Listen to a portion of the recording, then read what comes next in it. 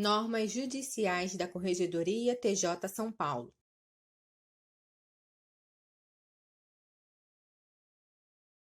Artigo 81. Na escrituração serão evitadas as seguintes práticas. Inciso 1. Entrelinhas.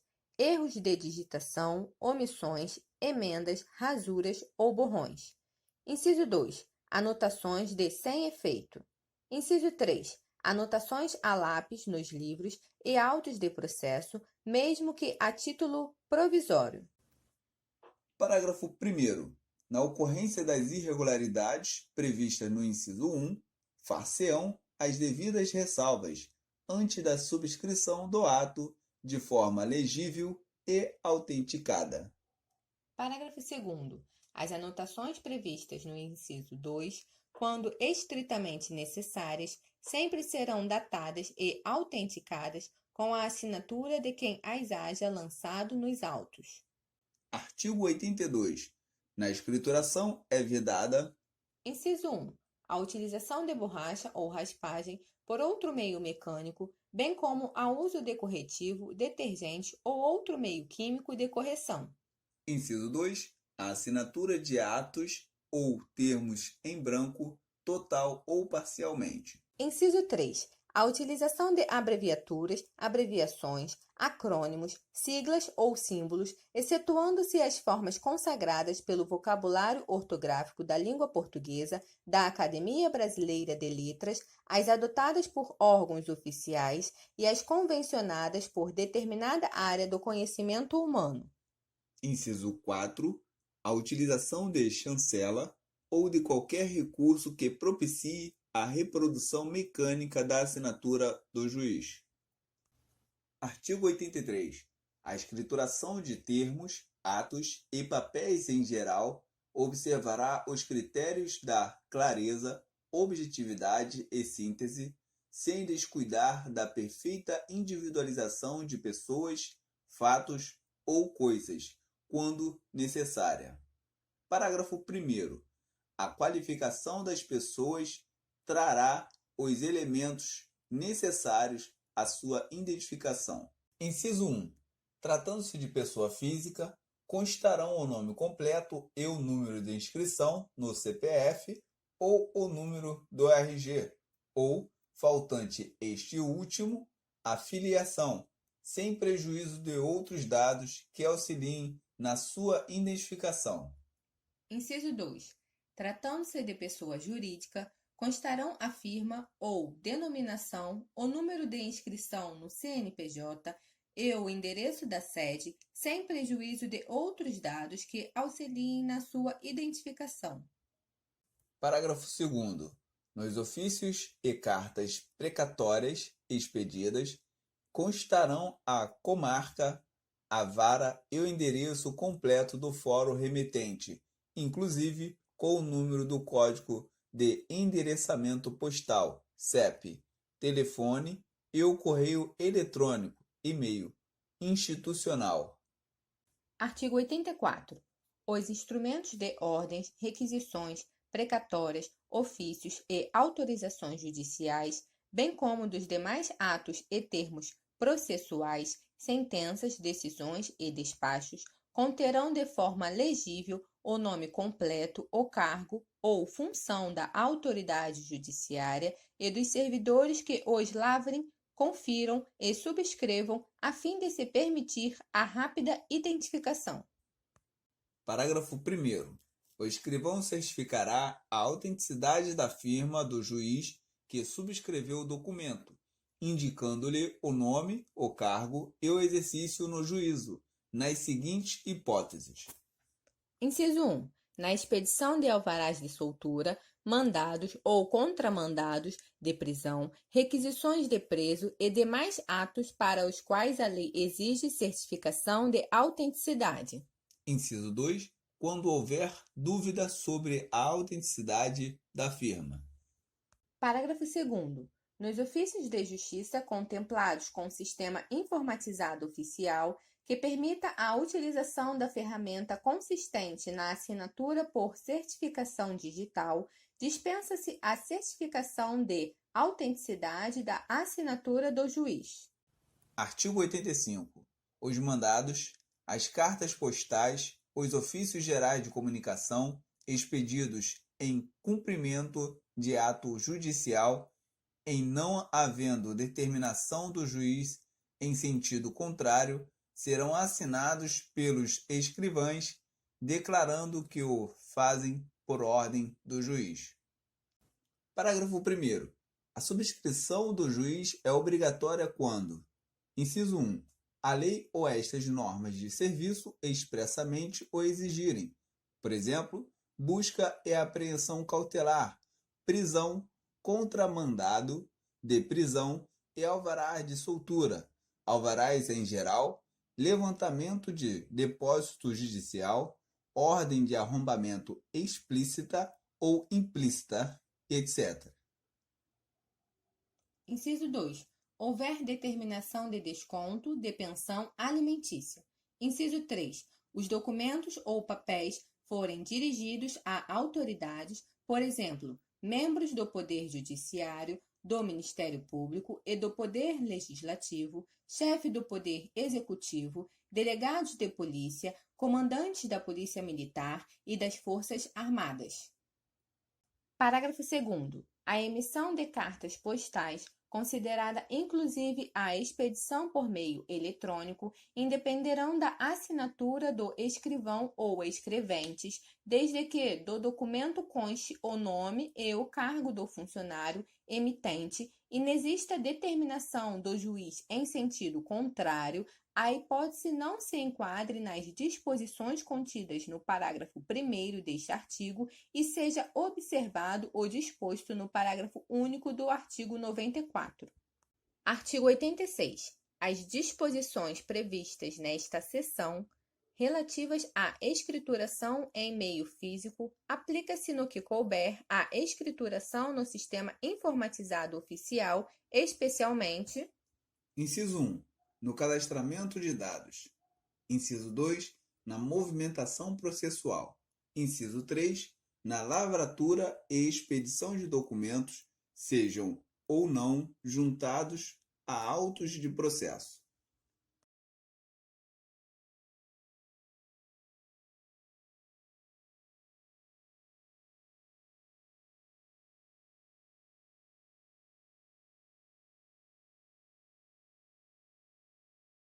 Artigo 87. Ao receber a petição inicial ou a denúncia, o ofício de justiça providenciará em 24 horas a autuação, nela afixando a etiqueta que, gerada pelo sistema informatizado e oriunda do distribuidor, atribui número ao processo e traz outros dados relevantes: juízo, natureza do feito, nomes das partes, data, etc.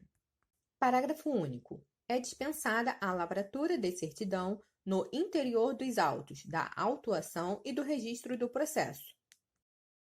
Artigo 88. O ofício de justiça afixará nas autuações tarjas coloridas, na posição horizontal, para assinalar situações especiais descritas nestas normas de serviço. Artigo 89. Os autos de processos não excederão de 200 folhas em cada volume, salvo determinação judicial expressa em contrário, ou para manter peça processual com seus documentos anexos, podendo, nestes casos, ser encerrado com mais ou menos folhas. Parágrafo 1º. O encerramento e a abertura dos novos volumes serão certificados em folhas regularmente numeradas, prosseguindo-se a numeração sem solução de continuidade no volume subsequente. Parágrafo 2º. A numeração ordinal indicativa de novos volumes será destacada nas respectivas autuações e anotada na autuação do primeiro volume. Artigo 90. Nos feitos antecedidos por procedimentos preparatórios, a peça inaugural, petição inicial de ação civil pública, representação em procedimento afeto à área infracional da infância e juventude, denúncia em ação penal pública, etc., terá numeração própria, aponte-se o número da folha seguido da letra I, de tal forma que a numeração dos mencionados procedimentos preparatórios, inquéritos civis, comunicações de atos infracionais, inquéritos policiais, etc., seja sempre aproveitada integralmente. Artigo 91. Os escrivães judiciais ou, sob sua supervisão, os escreventes zelarão pela correta numeração das folhas dos autos. Parágrafo 1º. Em caso de erro na numeração, certificar-se-á a ocorrência sendo vedada a renumeração.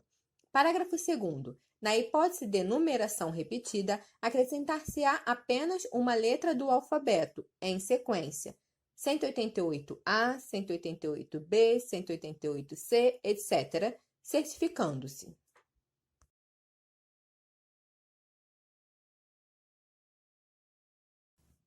Artigo 92. É vedado aos ofícios de justiça receber e juntar petições que não tenham sido encaminhadas pelo setor de protocolo, salvo: inciso 1. Quanto às petições de requerimento, de juntada de procuração ou de subestabelecimento apresentadas pelo interessado diretamente ao ofício de justiça, caso em que o termo de juntada mencionará esta circunstância.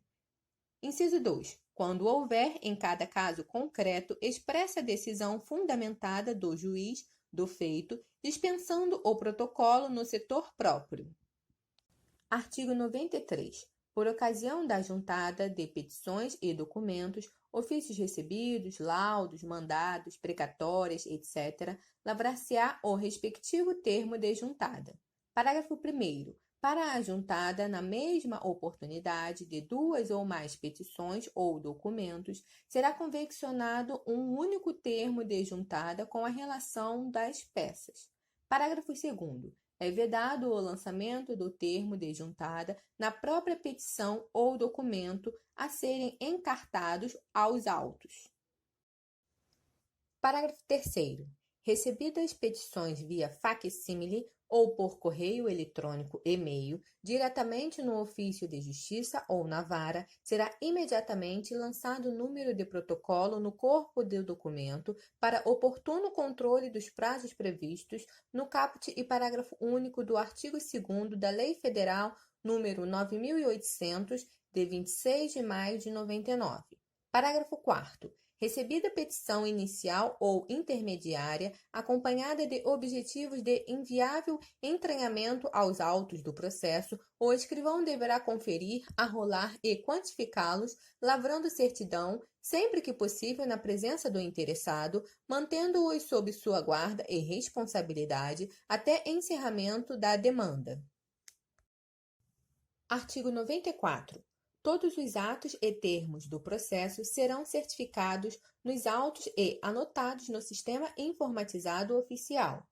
Parágrafo único. Dispensa-se a certificação e anotação de que trata o caput com relação à emissão de documento que passe a fazer imediatamente parte integrante dos autos, ofícios, expedidos, mandados, etc., por original ou por cópia, rubricado pelo emitente. A data constante do documento deverá corresponder à de sua efetiva emissão. Artigo 95. Ressalvado o disposto no artigo 140, é vedado o lançamento de termos no verso de petições, documentos, guias, etc., devendo ser usada, quando necessária, outra folha com inutilização dos espaços em branco. Artigo 96. São vedados o lançamento de cotas marginais ou interlineares nos autos, a prática de sublinhar palavras à tinta ou a lápis, ou o emprego de expressões injuriosas nos escritos apresentados no processo, incumbindo ao serventuário, ao constatar a irregularidade, comunicá-la imediatamente ao juiz.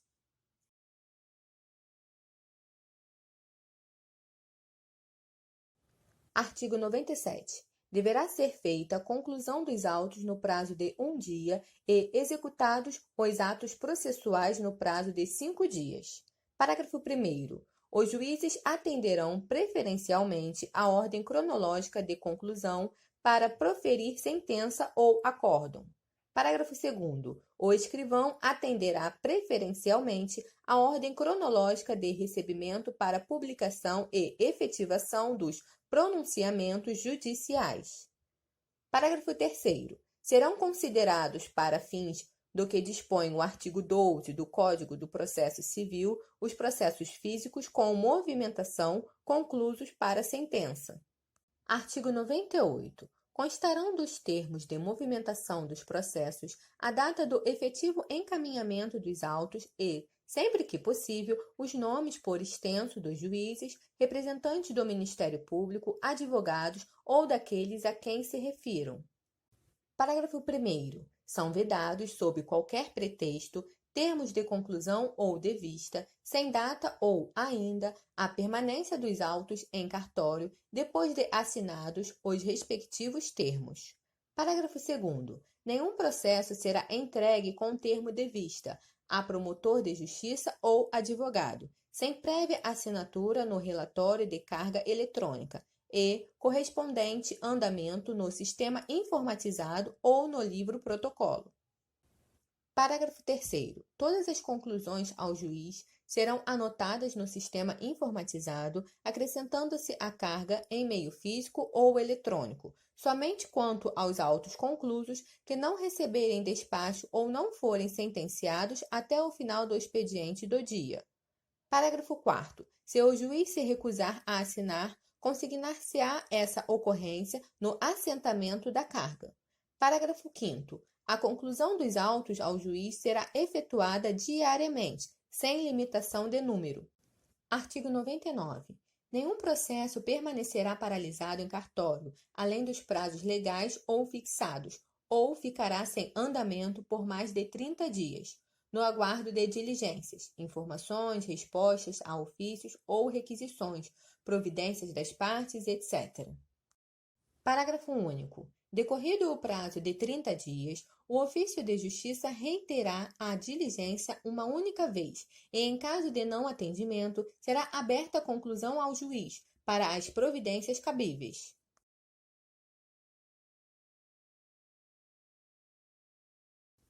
Artigo 103. Os papéis em andamento ou findos serão bem conservados e, quando for o caso, encadernados, classificados ou catalogados, aplicando-se, quanto ao seu descarte, o disposto no parágrafo 2º do artigo 74.